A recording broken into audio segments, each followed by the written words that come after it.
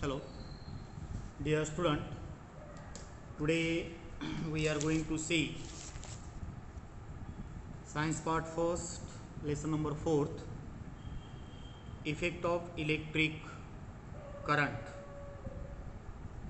We have already seen the heating effect of electric current, how the magnetic field is created around the conducting wire. We have already seen. Today we are going to see the Joule's law. What he says, what is the meaning of Joule's law? आज आपण joules law हे काय आहे हे पाहणार आहोत. तर इथं पहा, जूल्स लॉ हे प्रूव्ह करण्यासाठी एक सर्किट दिलेली आहे. त्या सर्किटमध्ये काय काय अटॅच केलेलं आहे पहा. This one is the electric source, किंवा याला आपण म्हणूया सेल, पॉझिटिव्ह टर्मिनल आणि निगेटिव्ह टर्मिनल. ही जी ब्रॉड लाईन आहे ती पॉझिटिव्ह टर्मिनल आहे, आणि ही जी काही छोटी लाईन आहे ती निगेटिव्ह टर्मिनल आहे. ती दाखवण्याची पद्धत आहे. नेहमी लक्षात घ्या, जेव्हा आपण सेल कनेक्ट करतो, जेव्हा आपण इलेक्ट्रिक डायग्राम आपण रिप्रेझेंट करतो, तेव्हा मोठी लाईन ही पॉझिटिव्ह टर्मिनल दाखवते आणि छोटी लाईन ही निगेटिव्ह टर्मिनल दाखवते. We also know the flow of electric current. Flow of electric current सर्किटमध्ये दाखवत असताना positive terminal to negative terminal दाखवावं लागतं, आणि इथे दाखवत प्रत्यक्षात जी काही इलेक्ट्रिक करंट फ्लो होते ती कशी फ्लो होते, negative terminal to positive terminal. इथे डायरेक्शन दाखवलेलं आहे. We are already know that what is the electric current. Electric current means the flow of electric charge, the flow of electron from one place to another place. Electric current म्हणजे इलेक्ट्रॉनचा प्रवाह, संत गतीने किंवा सतत होणारा हा इलेक्ट्रॉनचा जो काही प्रवाह आहे याला काय म्हणतो आपण, इलेक्ट्रिक करंट. इथं या डायग्राम मध्ये हा पॉझिटिव्ह टर्मिनल इथं की आहे, त्याच्यानंतर ए आणि हा टर्मिनल आहे ए. इथं ए ला पहा काय केलंय, एच्या पुढे गेल्यानंतर हा रेझिस्टन्स अटॅच केलेला आहे. मागच्या पिरियड मध्ये तुम्हाला सांगितलंय what is the resistance. Resistance is one of the object which oppose to the flow of electron. त्याला आपण काय म्हणतो, रेझिस्टन्स म्हणतो. रेझिस्टन्स म्हणजे जसं आपण म्हणूया गतिरोधक, जसं आहे गतीला विरोध करणारा. मराठीमध्ये याला रोधक म्हणतो आपण किंवा रोध म्हणतो. तर इथं फ्लो ऑफ इलेक्ट्रॉन जे आहे याला विरोध करतो, म्हणून याला काय म्हणतो आपण, रेझिस्टन्स म्हणतो. आणि रेझिस्टन्स मी इथं लावलेला आहे म्हणजे हाच इथं काय करणार आहे हा resistance, it always oppose to the flow of electron. इलेक्ट्रॉनच्या फ्लोला काय करतो, हा अपोज करतो, म्हणजे काय करतो, विरोध करतो.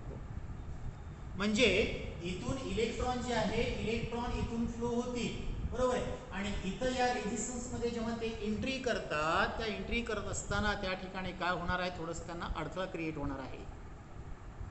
आणि पुढं मग याच्यामधून इलेक्ट्रॉन फ्लो झाल्यानंतर इथं हा ए जो आहे, हा ए म्हणजेच ॲमीटर.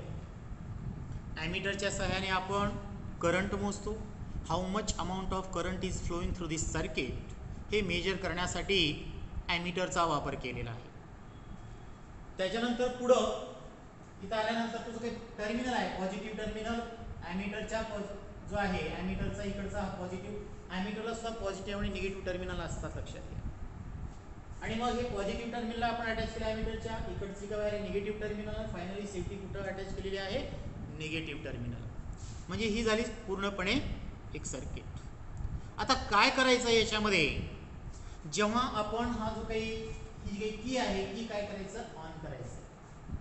की ऑन केल्यानंतर या ठिकाणी हा जो काही व्होल्ट मीटर आहे, व्होल्ट मीटर आणि ॲमीटर याची रीडिंग पाहिजे. व्होल्टमीटर आणि ॲमीटरचे रीडिंग पाहिजे. जे आहे ते नोंदी घ्यायचे. व्होल्टमीटर जे काय दाखवेल ती तेवढी नोंद घ्या आणि ॲमीटरची काय करा रीडिंग जी असेल ती त्याची. आणि मग काय होईल या ठिकाणी, तर याचा जर रेशो जर काढला तुम्ही V/I जर केला तर त्याचा जे काही रेशो मिळेल तो रेशो जे त्याला काय आपण म्हणतो resistance. V/I is equal to R. त्यालाच काय म्हणतो आपण रोध म्हणतो, त्यालाच आपण म्हणतो रेझिस्टन्स. आणि हा आपण इयत्ता 9वी मध्ये पाहिलंय. हा रेझिस्टन्स जर तुम्ही कॉन्स्टंट ठेवला आणि प्रत्येक वेळेस इथला जो काही इलेक्ट्रिक करंट आहे ते करंट जर तुम्ही वाढवत गेला, भलेही त्याच्या किमतीमध्ये व्होल्टमीटर असेल किंवा ॲमीटर असेल यांच्या किमतीमध्ये फरक पडेल, परंतु जो काही रेशो आहे तो रेशो मात्र काय असतो कॉन्स्टंट येतो. म्हणजे V/I जे आहे हा कसा असतो कॉन्स्टंट असतो. आपल्याला ओहमचा नियम माहित आहे, त्याच्यानुसार हा नेहमी काय असतो कॉन्स्टंट असतो. म्हणजे याची किंमत बदलत नाही, रेझिस्टन्सची किंमत बदलत नाही. म्हणजे प्रत्येक वेळेला तुम्ही व्होल्ट बदललात, व्होल्ट इज डायरेक्टली प्रपोर्शनल कसा आहे करंट आहे, म्हणजे हे एकमेकाला कसं आहे प्रपोर्शनल आहे. व्होल्ट जर वाढवला तर करंट वाढतंय, हे एकमेकाला कसं आहे ते प्रपोर्शनल आहे. आणि त्याच्यामुळं आणि याची जी काही कॅपॅसिटी आहे रेझिस्टन्स ती ठराविक कॅपॅसिटी असते आणि त्या कॅपॅसिटीनुसार तो काय करत असतो की त्या फ्लो ऑफ इलेक्ट्रॉनला काय करत असतो तो विरोध करत असतो तेवढ्याच प्रमाणामध्ये. आता इथं काय करायचं आपल्याला, तर इथं जे आहे हा जो की आहे ऑन केल्यानंतर काय होईल ते चार्ज फ्लो होईल, त्याला आपण म्हणतो इलेक्ट्रॉन. हे इलेक्ट्रॉन काय होईल इथून या ठिकाणी फ्लो व्हायला सुरुवात होईल. कुठून positive terminal to negative terminal. मग पॉझिटिव्ह टर्मिनल टू निगेटिव्ह टर्मिनलला जेव्हा इलेक्ट्रॉन फ्लो होतात तेव्हा ते इलेक्ट्रॉन फ्लो होण्यासाठी काय करावं लागेल या ठिकाणी वर्कडन करावं लागेल.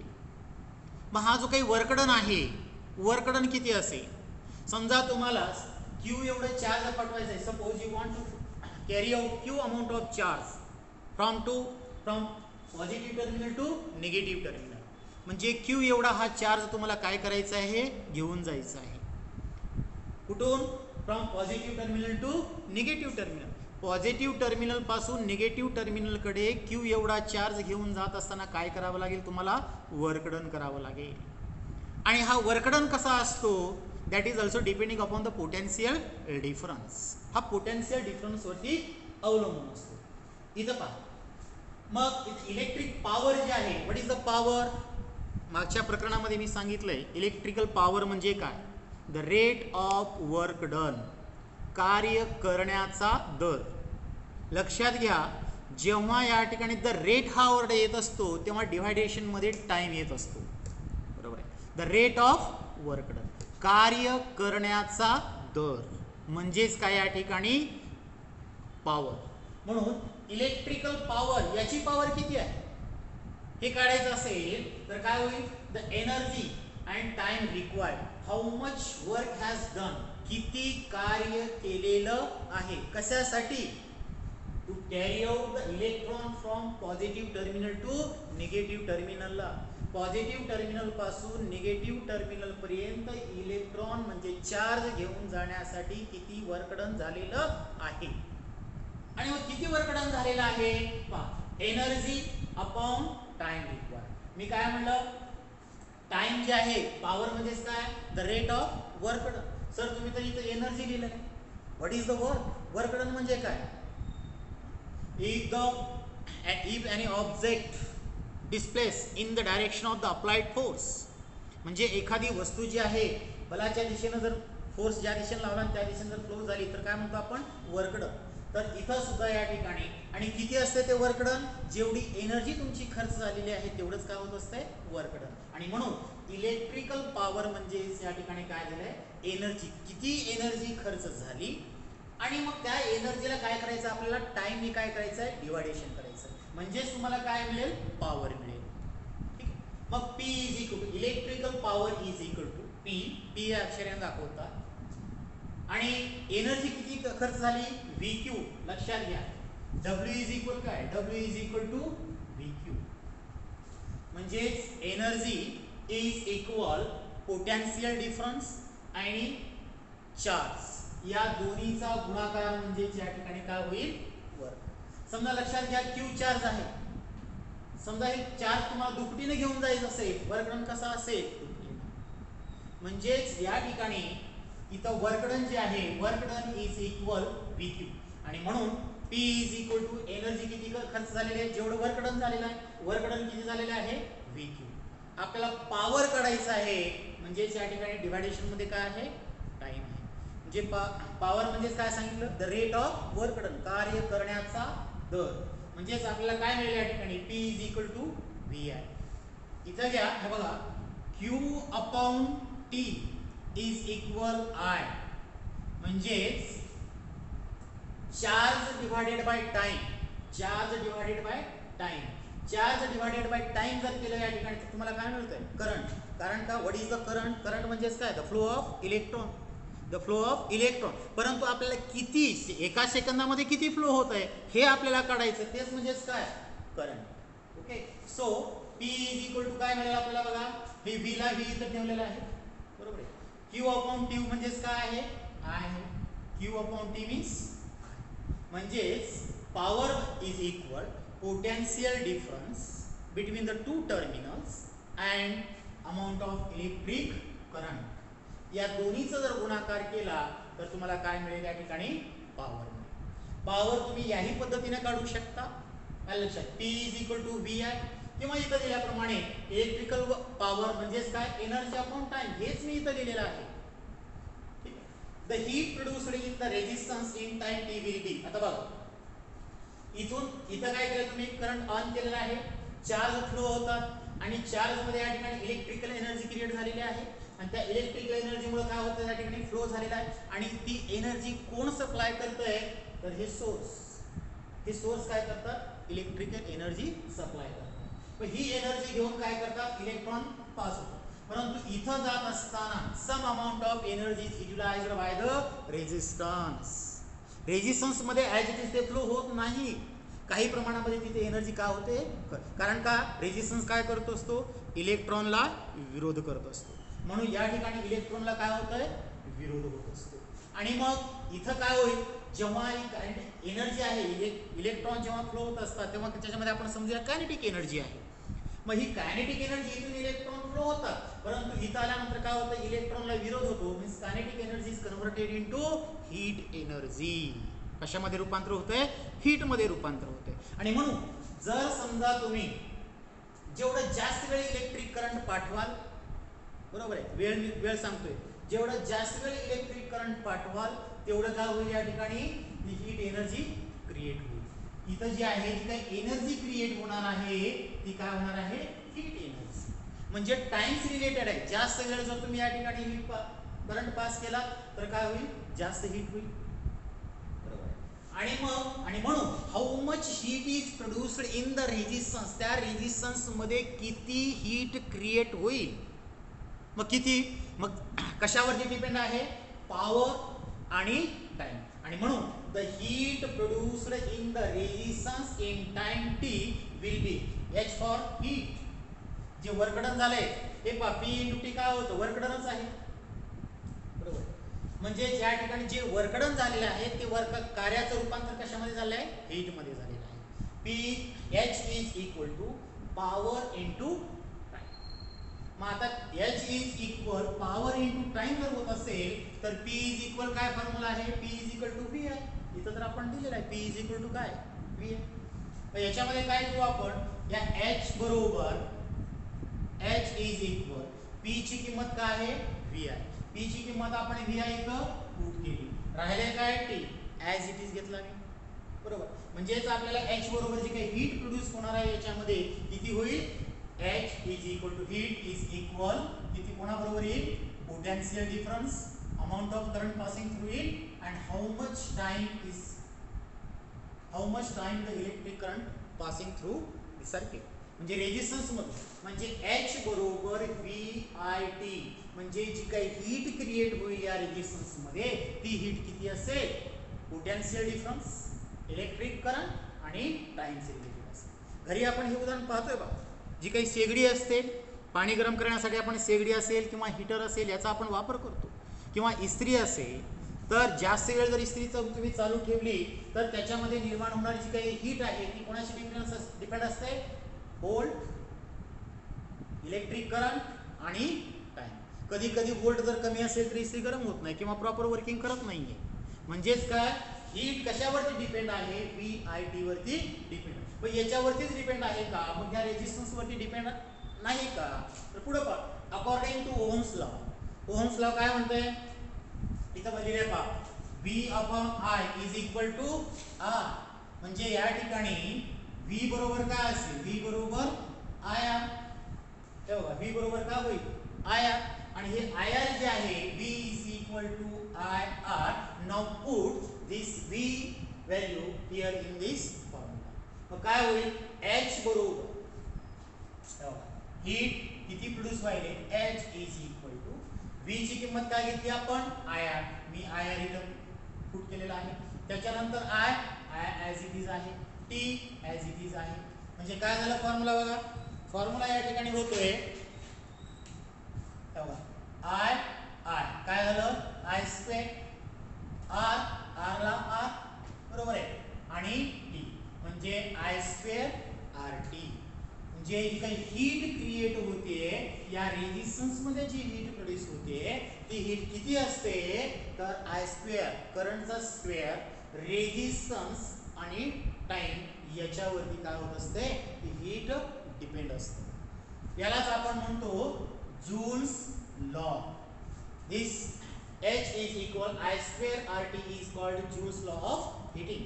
म्हणजे या ठिकाणी H बरोबर तुम्हाला VIT हाही फॉर्म्युला तुम्हाला यूज करता येईल, किंवा H बरोबर I² RT हाही फॉर्म्युला यूज करता येईल, किंवा अजून या ठिकाणी आपल्याला तिसरा फॉर्म्युला सुद्धा डिराइव्ह करता येतो. तो कोणता पहा, काय करू आपण, H इज इक्वल टू काय आहे, त्याला आपण पुढे करूया, I into R into T. आता याच्यामध्ये जे आहे हे काय आहे, या ठिकाणी I ची किंमत काय आहे, H is equal to I बरोबर काय होईल, हे पहा, I बरोबर V अपॉन R. म्हणून या ठिकाणी V upon R into V upon R into R into, ठीक आहे. R काय होईल या ठिकाणी, gates cancel.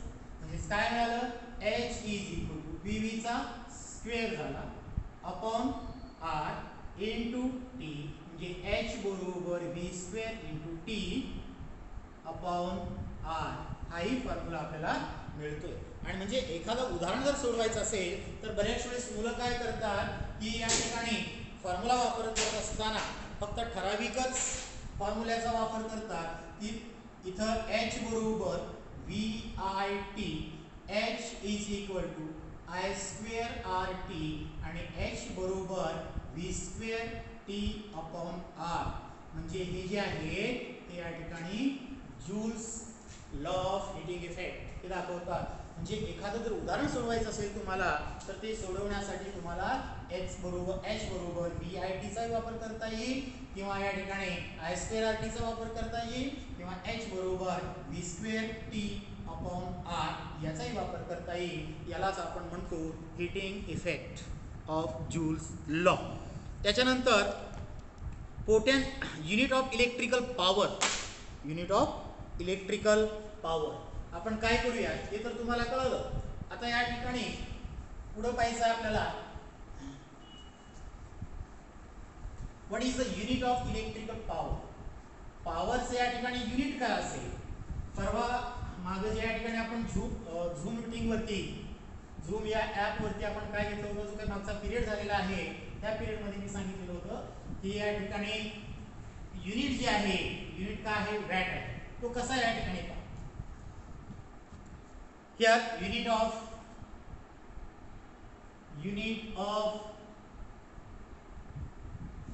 Electrical power. Unit of electrical power मध्ये याच्यामध्ये काय होईल, पॉवर म्हणलेला आहे P इज इक्वल टू काय, P is equal to V into I, V into. आता याच्यामध्ये वी नो द्या, आपल्याला माहित आहे की P बरोबर काय होईल V. V चं या ठिकाणी युनिट काय आहे, व्होल्ट. व्होल्ट झालं. आणि I फॉर करंट. करंट कशामध्ये मोजतो आपण, एम्पियर. आणि म्हणून इथे लिहा एम्पियर. म्हणजेच पॉवर जी आहे, पॉवरचं युनिट काय झालं, व्होल्ट आणि एम्पियर. व्होल्ट आणि एम्पियर, सॉरी एम्पियर. म्हणजेच एखाद्या डिव्हाइस पॉवर आपण किती आहे असं म्हणू शकतो. तर पहा, जर 1 व्होल्ट पोटेन्शियल डिफरन्स असेल आणि 1 एम्पियर जर करंट वाहत असेल त्या वाहकामधून, तर त्याच्या या ठिकाणी पॉवर काय म्हणतो आपण, 1. परंतु 1 काय, बरोबर आहे.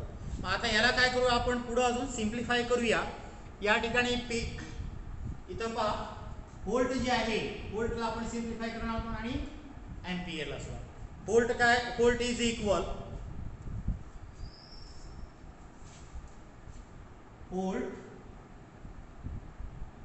इज इक्वल, व्होल्ट बरोबर या ठिकाणी व्होल्ट काय पहा, what is the 1 volt. 1 volt केव्हा होईल, if 1 joule of work is done to carry out 1 coulomb charge. 1 coulomb charge घेऊन जाण्यासाठी जर 1 जूल एवढा जर वर्क डन होत असेल तर त्याला काय म्हणतो आपण, what is the volt. Potential difference काय, it is one of the work done to carry out the positive charge from one place to another place. म्हणजे हे वर्क डन आहे. व्होल्ट हे काय आहे, दुसरं तिसरं काय नसून काय, ते चार्ज कॅरी आउट करून जाण्यासाठी, चार्जला घेऊन जाण्यासाठी किती वर्क डन करावं लागतं हे सांगतं या ठिकाणी. व्होल्ट जे आहे, मग काय 1 जूल 1 कुलोम, हे व्होल्टचं झालं. तर इथं काय गुणाकार आहे, म्हणून मी काय करतो इथं मल्टिप्लाय. आता याच्यामध्ये काय इथं परत एम्पियर, बरोबर आहे. एम्पियर, एम्पियर म्हणजे 1 ampere means what, how much, if 1 coulomb of charge is passing through any cross area of conducting wire for 1 second, then the current flowing through the circuit is said 1 ampere. म्हणजे जर वाहकामधून 1 सेकंदामध्ये 1 coulomb एवढा जर charge जर flow होत असेल तर आपण काय म्हणूया, त्याच्या वाहकामधून वाहणारी विद्युतधारा किती आहे, 1 एम्पियर. हे कळलं का, बघ काय केलं मी फक्त सिम्प्लिफाय केलंय. व्होल्ट, व्होल्टला काय केलंय, व्होल्ट हे काय आहे, वर्क डन. हे पहा जूल, वर्क डन जूल. किती, एका म्हणजे 1 कुलोम एवढं चार्ज घेऊन जाण्यासाठी किती वर्क डन करावं लागतं हे इथे लिहिलेलं आहे. त्याच्यानंतर एम्पियर, हे एम्पियर. एम्पियर काय सांगतं या ठिकाणी की एका सेकंदामध्ये किती कुलोम चार्ज फ्लो होत आहे हेच त्या ठिकाणी करंट सांगतं. म्हणजेच काय होईल, हे कॅन्सल होईल.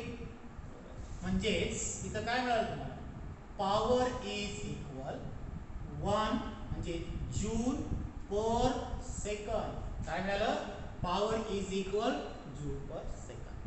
म्हणजेच इथं तेच आलं परत, if 1 joule of work is done to carry out charge in 1 second, तर त्या डिव्हाइसची पॉवर किती म्हणतात, 1 पॉवर.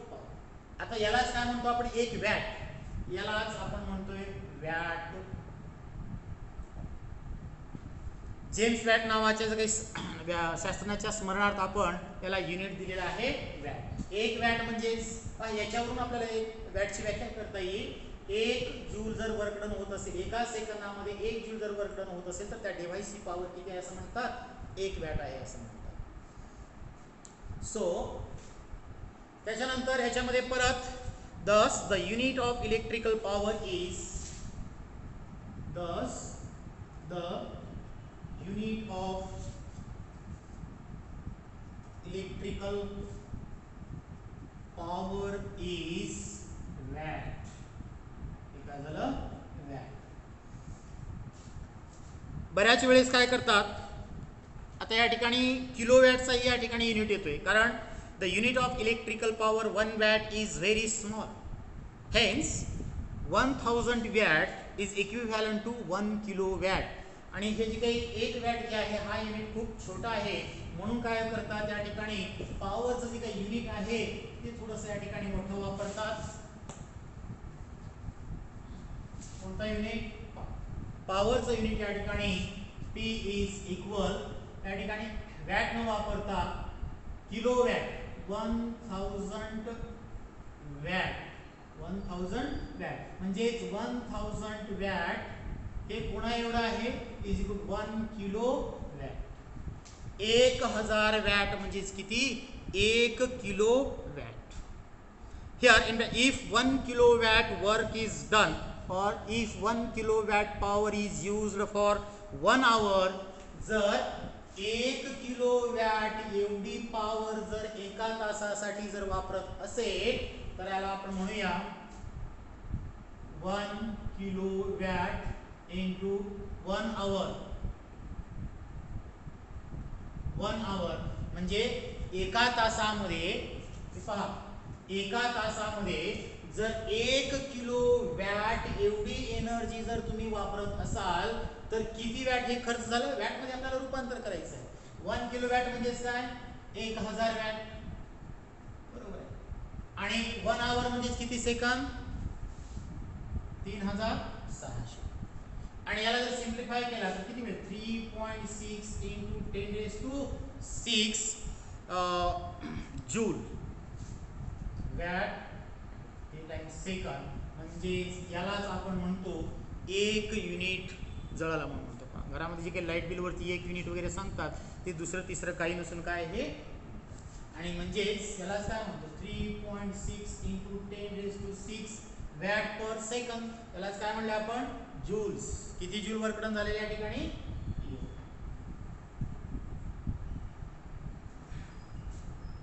ठीक आहे. त्याच्यानंतर याच्यावरती the magnetic effect of electric current पुढचा जो राहिलेला घटक आहे तो आपण नंतर घेऊया.